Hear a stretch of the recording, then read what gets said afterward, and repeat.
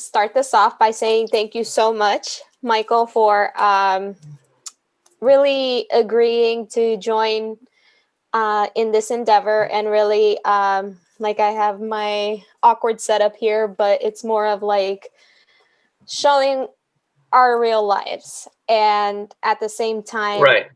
yeah, and at the same time, showing our true selves in terms of like how we live our lives and what difficulties or what strives we actually go through.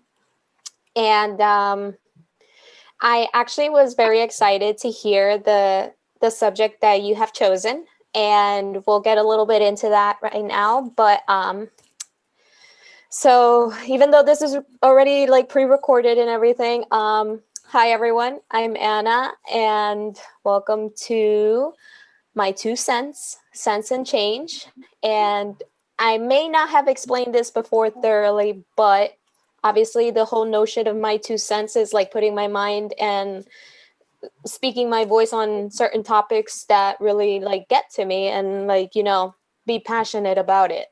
And obviously my one of my cousins really helped me out with the word playings like sense and change.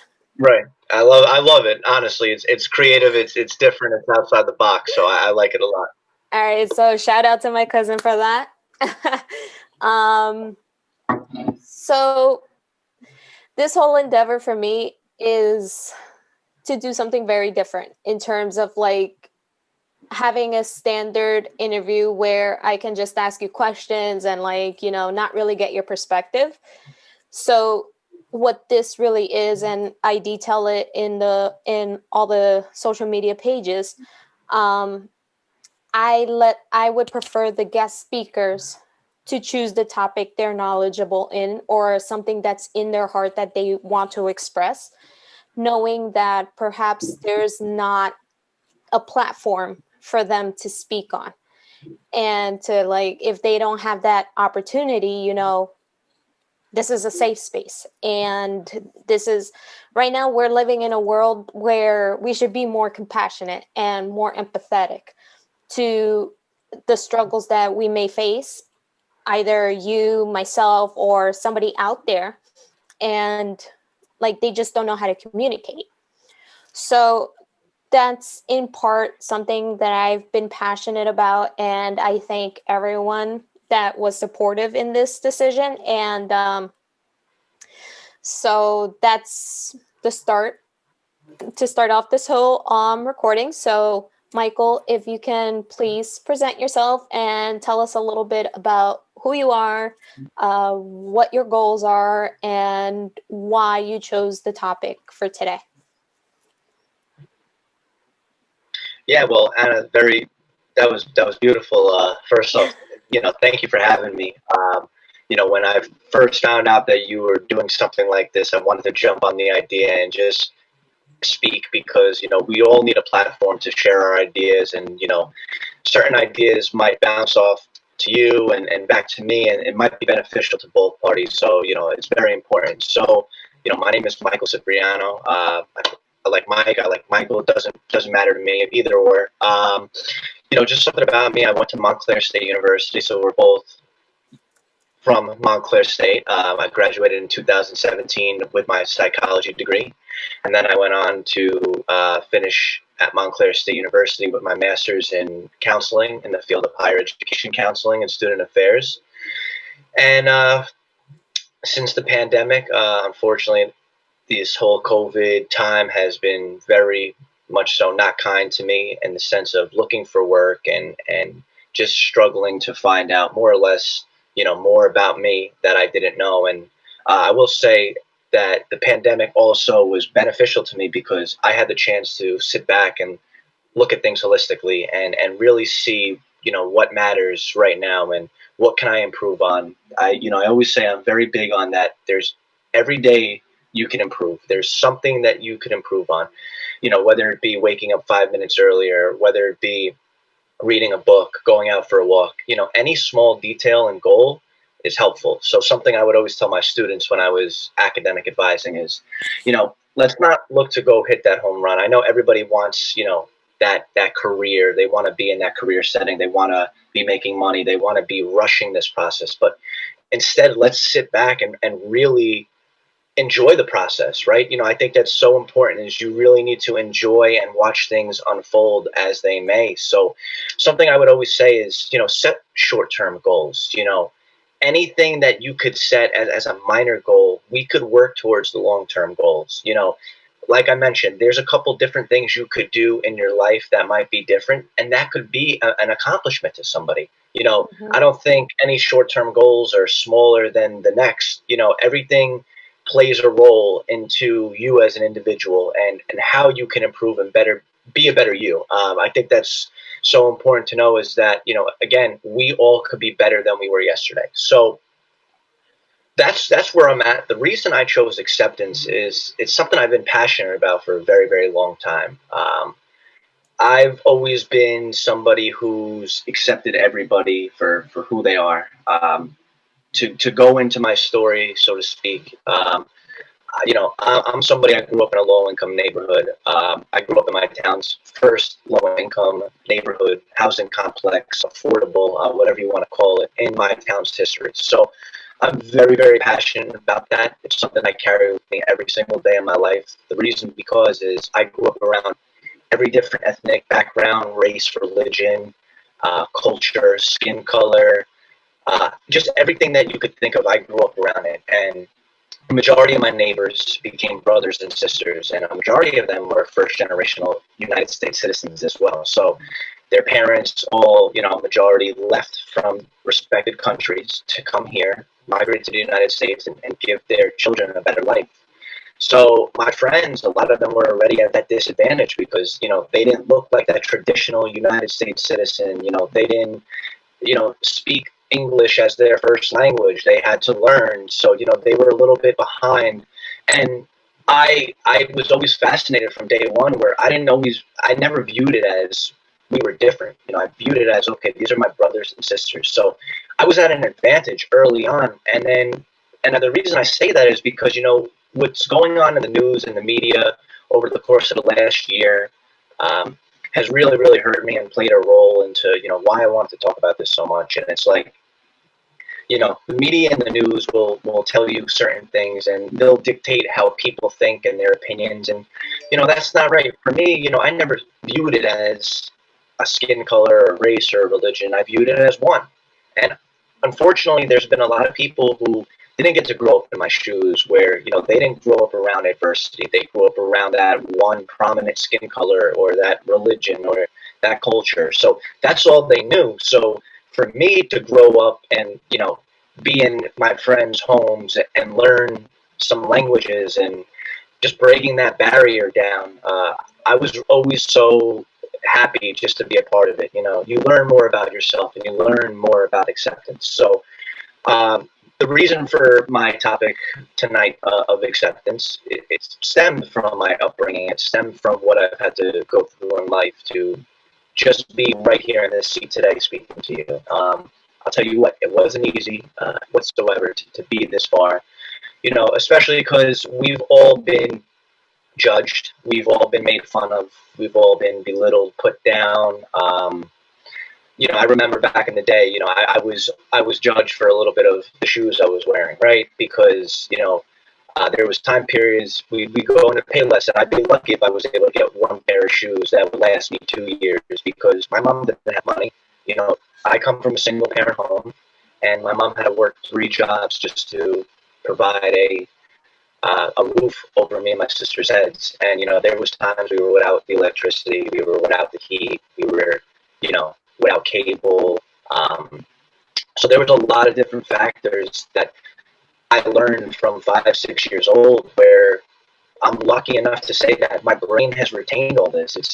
I have a vivid memory where how I grew up was basically a foundation of who I am today, because I haven't forgot, and I'm so proud of it because it's made me the person I am today. So with my upbringing, watching my mom struggle, and, again, being without some of the necessities that many homes have, it was tough. As a child, you don't understand. You don't have the brain capacity to understand, okay, well, why don't we have certain things, One of my favorite stories, and it's how it's so important to me, is we grew up on a place called Samaritan Center, which doesn't exist anymore. So Samaritan Center is a pantry that would provide canned foods, things to that nature to the less fortunate.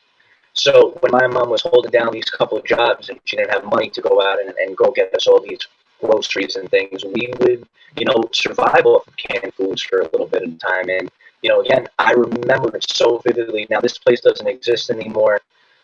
However, there was time periods, that's what we had to do. And, every canned food that you think of, I probably have had. And, granted, it wasn't always like that. However, the times where we didn't have these things in our home, and, it's a story because it makes you really reflective of how far, your parents have come. And I know you're grateful as well, just for being in your shoes, and these experiences that you have, they're very important to the person you are today. And we both know if we didn't have these personal experiences, we wouldn't be the people we are today, the ones that are accepting and loving and just genuine acceptance. This isn't something that, social media tells us to do, how to treat another human being. This is who we are. We want to care for other people. So, the stories of, being in my living room with my mom and my little sister, hovering around blankets because we didn't have heat, like, this is all things that I take with me every single day. And to me, it makes me a better person because I have these experiences.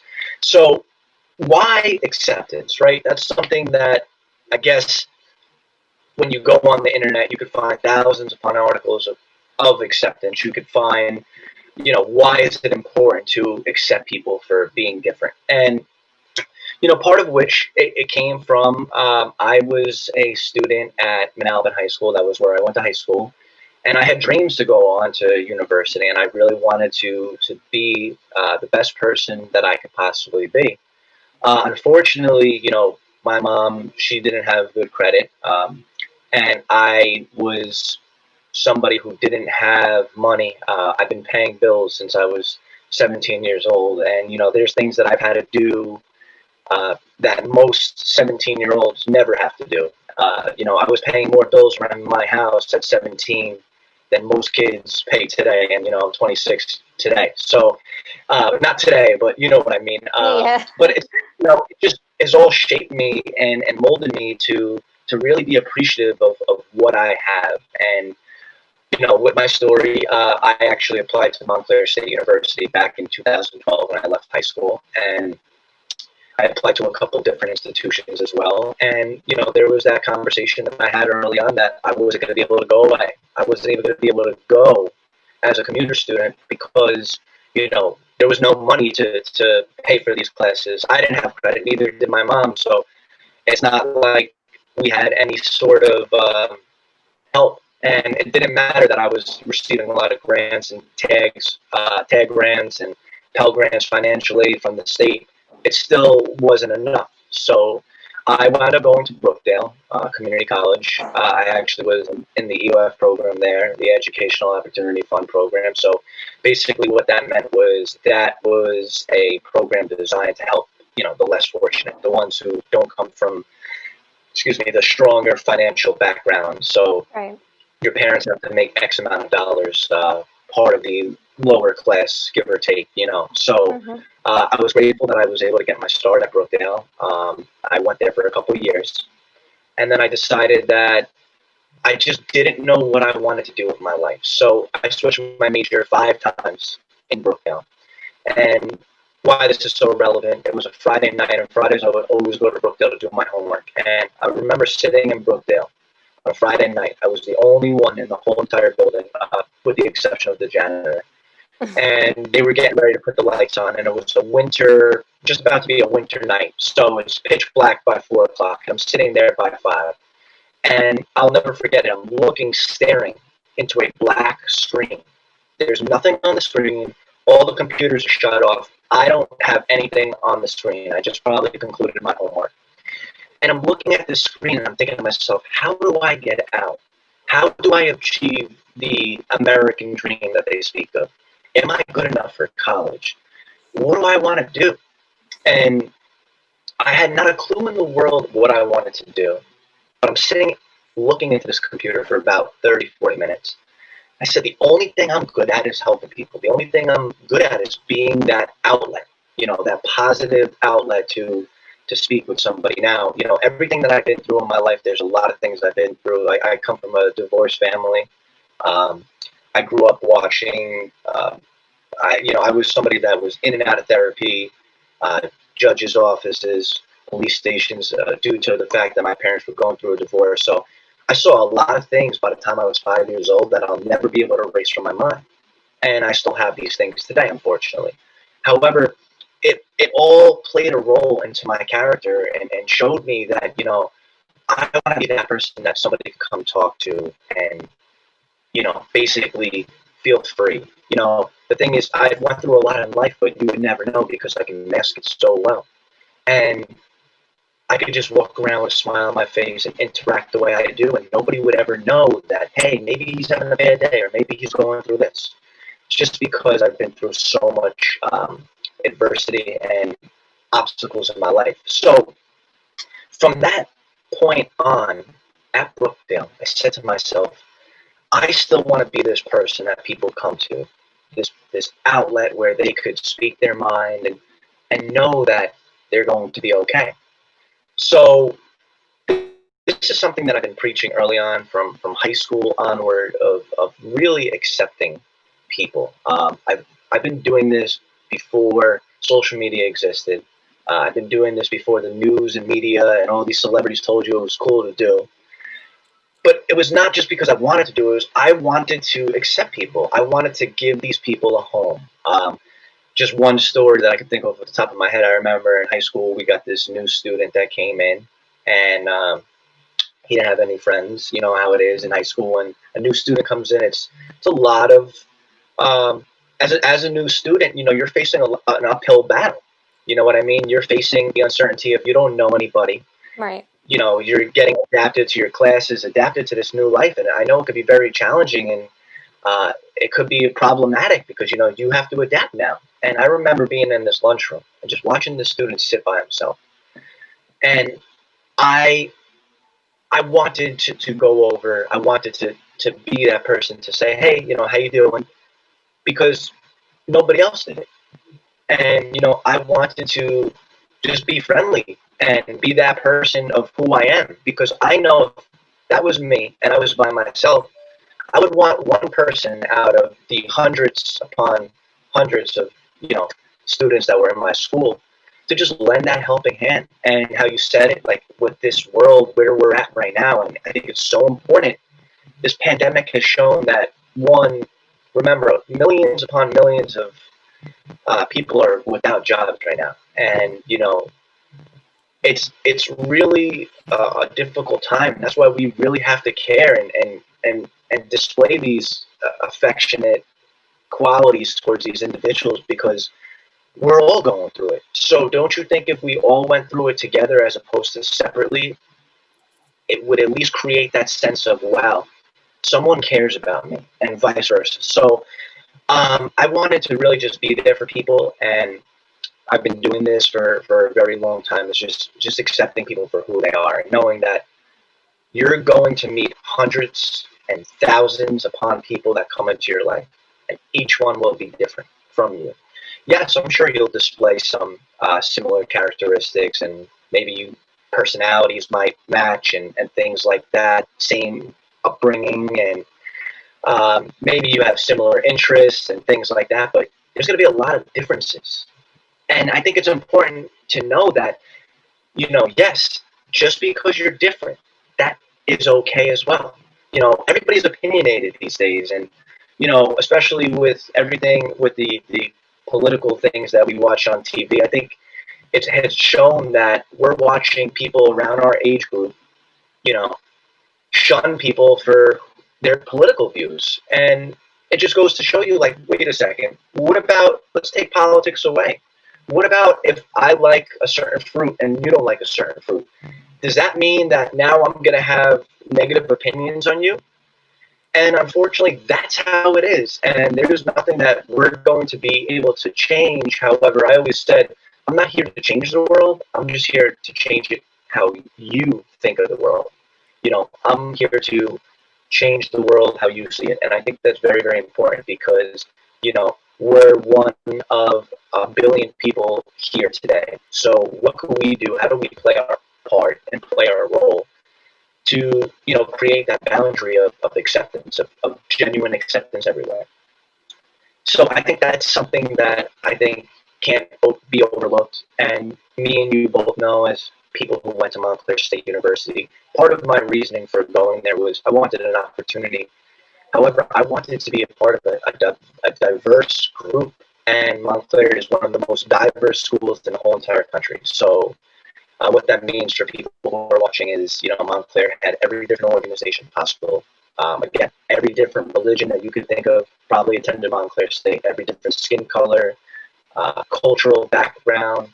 So it was really cool just to be a part of it. I know tons of people that were part of these organizations, and then I know people that were part of nothing. However, they met a lot of friends and maintained these relationships because of people who are different. When you're different from somebody, you have a chance to really learn and grow by just listening to someone's story. I You know, agree. Yeah. Obviously, yes, you might want to chime in and share your personal experiences as well, because I think that's super important with storytelling.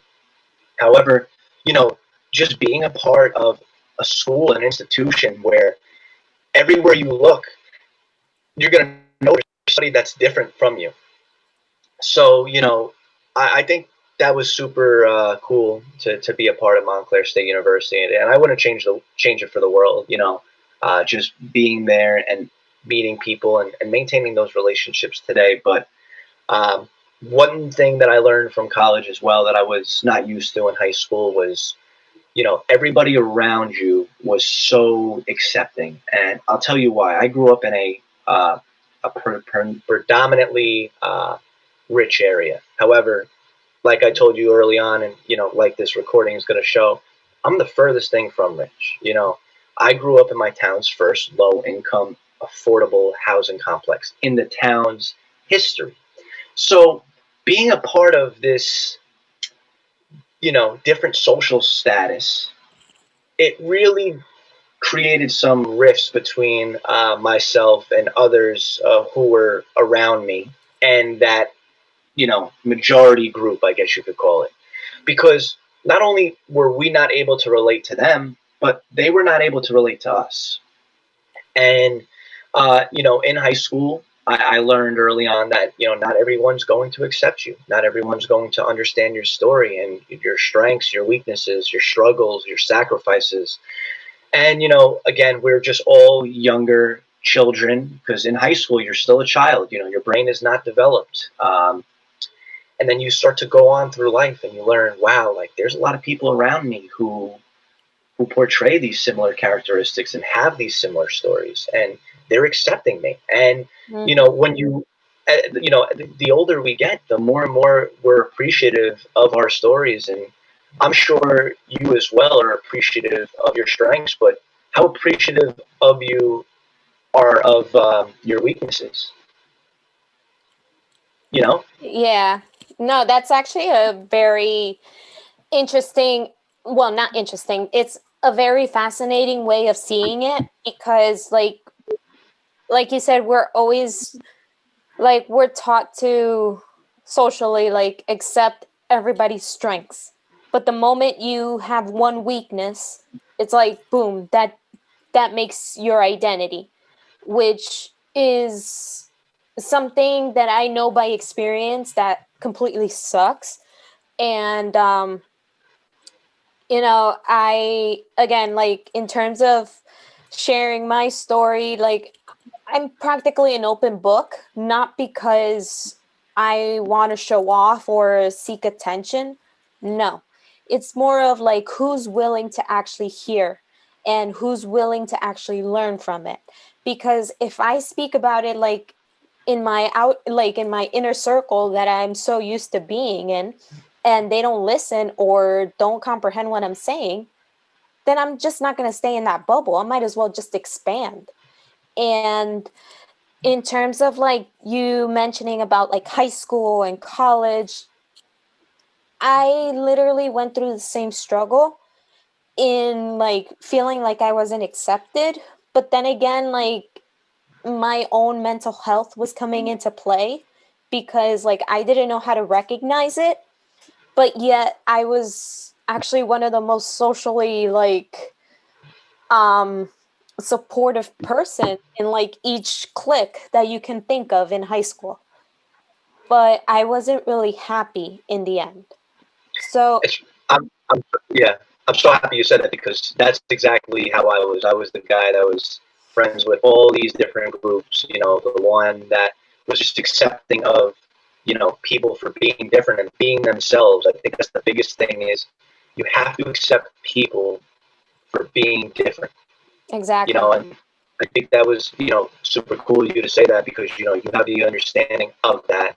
And this whole bubble idea, it makes me want to just, pop the bubble because Yeah. bubbles and cliques, it shouldn't exist because it creates that negative stigma. It's a negative atmosphere where, okay, why can't you branch off and be friends with these individuals? Because they're different, because you didn't grow up that way. And I've always been somebody that's wanted to break down this barrier. And, all my personal experiences and my stories, I would want to share. And same here, I'm an open book. Again, my story is my story. And I'm grateful for having a story because you and me both know there's plenty of people who don't have that story, who Right. have that, they're well off, that different upbringing where, they don't have to deal with adversity. They're surrounded by the same people who look like them. So, they'll never understand that side of things. And as we both go through life, we're always going to be interacting and there will be plenty more encounters with people that are different from us. Mm-hmm. So, how do we make them feel like home? Because that's something that I've always wanted to do in my story and of acceptance. Like, when I was academic advising, so I was academic advising for first year, sophomore, and transfer students. We would and pre-majors, so students without majors. And when I would be speaking with my students, keep in mind it wasn't just speaking about academic advising. It was way more than that. It was about what's going on in life. Do you feel comfortable enough to talk to me? I would create that open forum for my students where in a lot of these counseling or advising sessions or whatever you want to call it, keep in mind I'm that person of power, so to speak, and there's that desk in between us, and then there's that person on the other side of the desk. So a lot of these atmospheres could create that sense of, okay, well, I don't feel comfortable Mm-hmm. sharing because there's somebody on the other side of the desk, whether they're on a computer, whether they're on a notepad, they're listening. However, excuse me, their job is to also take all this information in and critique it, if you will, give or take. They're not here to shun you for your experiences or what you're going through in life, but they're here to offer you, some sort of help so you understand your mind. And I don't mean they're going to be the ones to give you the help. They're going to be the ones that make you realize that, you know what, I'm helping myself for being here, for talking about my story. And who knows, maybe a light bulb turns on in my mind. And again, there's a lot of students and a lot of people out there who are going through the personal struggle of battling, that difference, where they're different and they just don't know what to do because, they want to fit in. Maybe they're not being liked for who they are. And something about me is I never was one to think about that. I've known for a very, very, very long time that I was different. Like, I've known that I spoke differently than most people. I thought differently. I would have a billion thoughts run through my mind a day. Like, you know what I mean? Just, Yeah, yeah. I've always just been so different. And especially with my interactions with people, like, I'm simple, yet I'm complex. Where, I'm a very simple person where, I don't mind being in my room every single night, drinking tea, just relaxing. I don't need to be uh, center of attention or, I don't need the glitz and glamour because that's not me. You know what I mean? So like being simple is something that I've always been. However, I have a complex mind. I have an imagination. I think it's come from everything that I've been through in life and how grateful I am. Like, you know, I grew up in a single parent home. So I've watched my mom have to struggle after struggle, losing, being laid off countless times. And, as a kid and you're working jobs and you don't realize that, there was things that I had to do. I was the man in my house and, I had to help my mom with bills, like I mentioned. Um, and, as a kid, you don't understand, at first it's like, well, why am I doing this? But when you get older, and it was never a topic of conversation. However, you just don't have that mindset because you're so young. But then when you start to go on through life and say, you know what, damn, I'm so proud of that fact that I was able to help my mom, to help my family. I was, but more or less, I don't want a pat on the back. I don't want to, congratulations. I don't want none of that. That was never me. I wanted to see my mother happy. You know what I mean? Like I wanted to be able to do the best I could for the people around me, and not just my mom and my sister, but even being there for my friends and the people around me that I would interact with in life. Because remember one thing: if you see somebody in public and you hold the door for them, what happens if they're having just such a bad day and you say, hope you have a good day, or something so small and minuscule? How do you know that your little couple kind words weren't the greatest thing that that person's heard all day, maybe in weeks? That's why I think it's so important to always be kind and accepting of people. And the whole idea of being opinionated. Yeah, I mean, obviously, we all will have different opinions, and we will always have different opinions. That's just how the world works. There's not that one race, there's not that one religion, that one culture. It's just not how the world is. And, I've just been somebody that's wanted to keep preaching this, and I've always wanted the platform to really talk about why should you accept people? Why is it important to accept people that are different from you? And the word different is something that I hold so dear to me because I'm so different. And, I encourage everybody, and this is something that, you've seen me say before, but I encourage everybody, just be yourself. Be you. People will like you for who you are, you know. And the thing is, if somebody doesn't like you for who you are, then, unfortunately, they don't understand you. They don't understand the gift that you have. They don't understand what makes you you. Because you got to remember something. Everybody is always going to be different. So, what makes this person an individual? What if that, weird is that person's normal?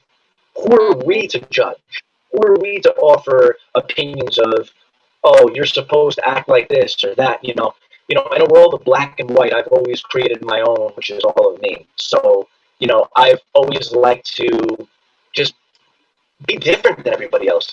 People will like you and accept you for who you are. So I think that's super important to know. Wow. Like literally, I am so glad that this could be the platform in for you to like express everything that you've been feeling. Um, and thank you for sharing your story, because in a way, there's certain parts of my life that I don't share only because I feel like I haven't been like I couldn't like communicate that with other people, knowing that they've gone through different situations as like, not exactly like how what I've experienced. So I just thought, you know what, why share it? But in hearing you speak, it's like I've had similar occurrences where like I grew up in a neighborhood that was literally considered low resourced also. And like the elementary and middle schools where I went, they were always known as, the low income schools. And that's kind of horrible to hear when you're a kid, because it's like, wait a second, but we're not low income. Like, we're just human beings. Like, we're here trying to get an education. But of course, like, I understand your complexity of mind. However, like with me, I'm a complete paradox. Like sometimes, like people sometimes have a hard time understanding me because I just ramble, ramble, ramble. But I know that at one point I will get to the clarification of why I said what I said. So, and that's happened to me since I was in elementary. Like I would like know who the presidents are, like the first one till the president who was then in elementary school. Like you could consider the fact that I was probably a prodigy. But then as life moves on, I was like, wait a second, like, why am I showing off all this intelligence that I know if in the end people aren't taking me seriously? So that was my one mistake because I thought that I needed to like look for the acceptance. And of course, coming from an immigrant family, like, I didn't want to bother my parents with the problems that I was facing because I always thought that they went through more riskful and more difficult stuff. And that was another mistake I did. Comparison. You can't compare different life situations because, like, okay, I don't have the mentality of an immigrant because I was born here, but I was able to understand it through my brother's eyes because there was not a time whenever I asked for an advice or something, he would like give it to me. He would be like, listen, I grew up doing this and this and this over there. But like as soon as I got here, I was grateful for everything I had. So that puts everything in perspective. And in the sense of like wanting to be accepted now, I completely call it BS because I I in knowing that I lost my brother 4 years ago, I in some way I was following his footsteps of like attending the same schools as him, but he wasn't able to finish school, yet I was able to graduate college. And the one last conversation I had with him was actually about acceptance and about communication. And what he said was, you know what, I'm going to go back to school and this time I'm not going to care what anybody tells me. I want to be like one of those people that sit behind a microphone or something without nobody seeing them, but at least their voice can be transmitted worldwide or nationwide. And I was like, okay, you know what? If you said Right. you don't want to be accepted like that, you want to just do what you want to do, go ahead. You know, you have my full on support. And of course, we like celebrated with a shot, and we were happy. And that was during Christmas You time. have to. Yeah. Yeah. So, but then unexpectedly, a month later, he passed away, and it was like, whoa. How does one deal with that type of trauma? And then at the same time, I was already entering my senior year at Montclair. And of course, I wasn't looking to be accepted or to like feel somebody have pity on me. No, I was actually going to keep quiet about it. And if it wasn't for one of my friends back then that said something, I actually was fortunate to have the help necessary to move forward. And at that point, I really acknowledged that acceptance um, can have its own beneficial thing, like term, but towards good. Because if you're doing it just for attention, it's not going to lead you to anywhere like safe. And Absolutely.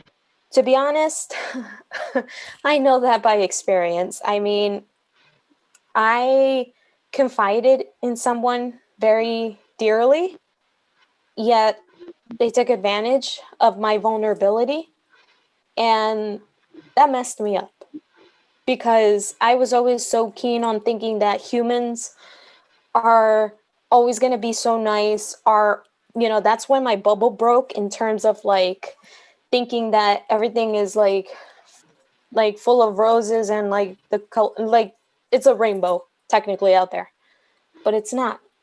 Unfortunately, there are going to be people that look at you, like you mentioned before, that are not going to accept you for who you are.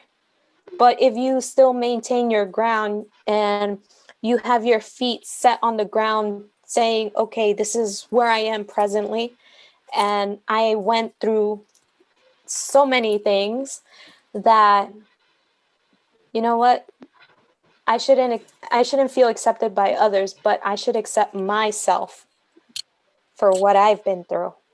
And to have heard your story and to really feel inspired by it, because I'm sure you're everything that, like you mentioned, everything you've been through, you look back on it and you're just like, it happened for a reason. And you are very keen on making a difference. Even though you think you're not making a difference, you are. And when I was substitute teaching, I was telling that to the kids, to my students. Like, some of them were a little brash, like a little rude and everything. And I was like, I remember myself being like that. So you know what? Let's switch up the game. Sometimes substitutes get bad rep because there are a few bad apples that don't do anything. But there are some that actually do want to help and want to work for that paycheck because they need it. And at the same time, they want to make a difference somehow. So that's what instead of like thinking about the paycheck, I was just like, let me see what I can do to change this generation's thinking.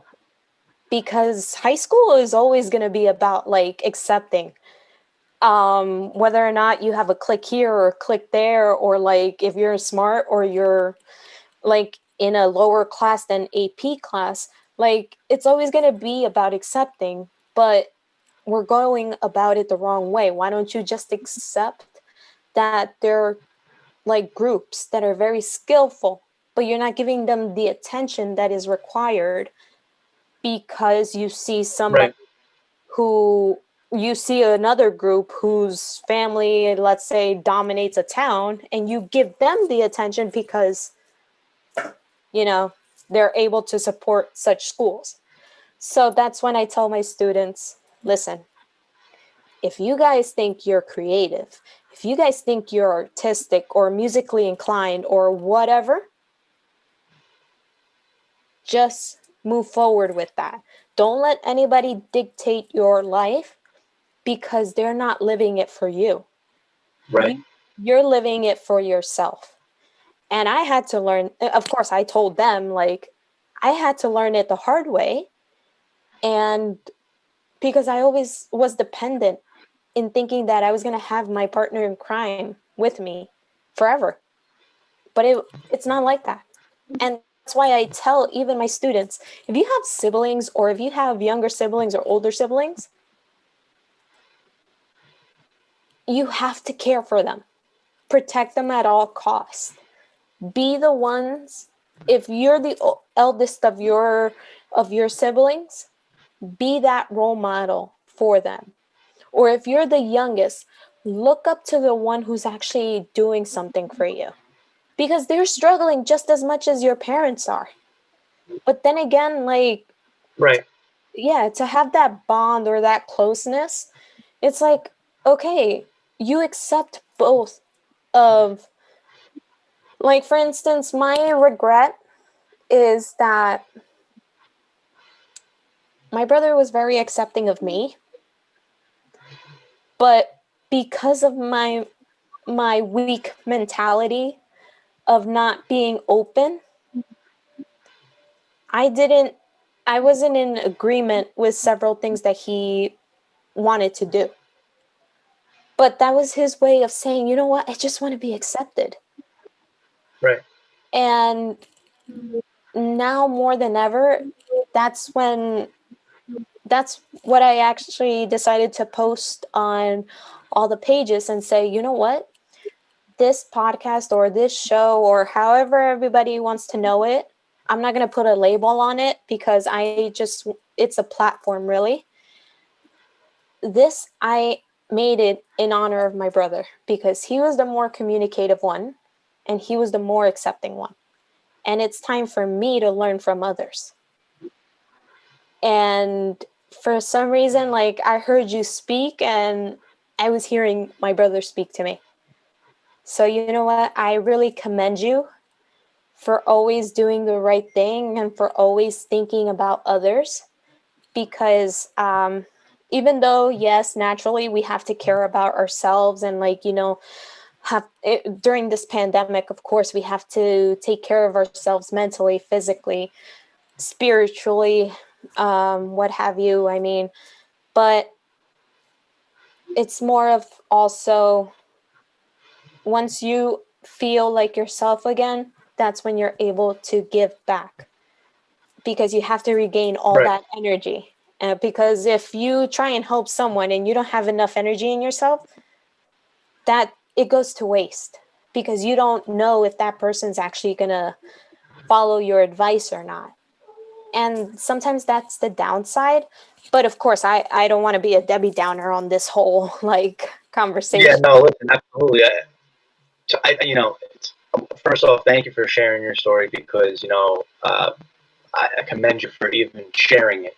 And I commend you for walking with baggage because, I always said, I carry so much baggage that I'll never be able to erase. There is no delete button. There is no erasing your memory and starting over. This isn't a video game. This is real life. And the reality is there's a lot of people out there who won't be walking around with baggage. And, I know that we're not comparing ourselves to other people. It's just the truth. And, something you said and how important it is. It's so important to express yourself. And, you also mentioned the word attention. And I heard that word and I had to elaborate on that is Mhm. when I look at social media, I look at it and I do things out there for myself, for my people, for my family. I'm me. What you see is what you get. I'm not here using it for ulterior motives. I'm not here with doing things that I shouldn't be doing. And, these celebrities and media get in a lot of people's heads and they say, all right, well, you know, you're this, you're that. And, when I see people on here and I see something now, mind you, again, I have this counseling psychology in me. And unfortunately, it's always made me analyze things to a point where more than I should, but I've been this way growing up as well. And if I see something and I think to myself, okay, is this for you or is this for other reasons? Correct. And it goes back to the number one thing: be you. Whatever you are, whoever you are, be you.